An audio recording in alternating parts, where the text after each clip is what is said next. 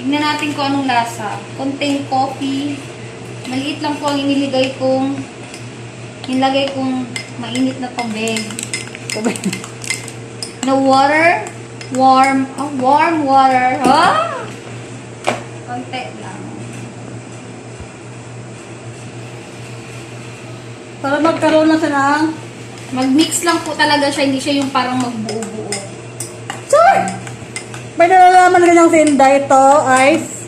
Sponsored by Baba. And nutrition. Nag-mix po siya yung coffee pati yung gatas ng choco. Hindi ko alam kung magustuhan mo to, Day. Ito tikman mo, Day. Ako naman nag-video sa'yo. Huwag na. Ay, gago. Wala pala laman. Wala na, wala pala laman. Sige, ikaw video gapper. Tikman mo, Day. So guys, tikman natin. Okay, balik sa kanya. Tikman time! Go. Checks lang. Oh, lagyan na lang natin ng... Okay! Okay kayo! Video ka ba? Kaingingay. Yan. Ito, ikaw, Day, mag-experiment ka na. Ay, ikaw na naman mag-experiment. Ikaw na. Sige, tapusin ko muna. Back to our... Okay kayo. Ito? Katsaan? Tapos Maging mix natin okay. guys. Yan. Okay lang kayo. Ano, dahil mo alam, Jenny. Bo?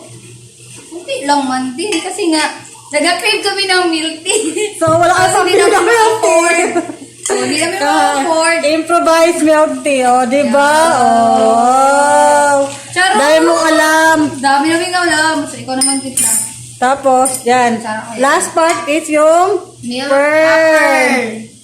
after. 1 cup. 1 spoon per. Dagan mo pa.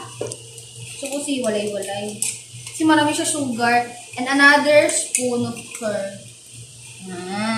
Here you go. So, mix. Oh! My DIY coffee gatas. This is a mix. Mix po siya, guys. Ang flavor is choco milk with coffee. Yay! Woo! Okay na. Tikiman time. Sarap.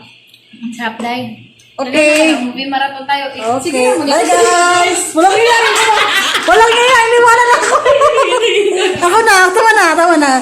Okay, that's for today's video. Bye!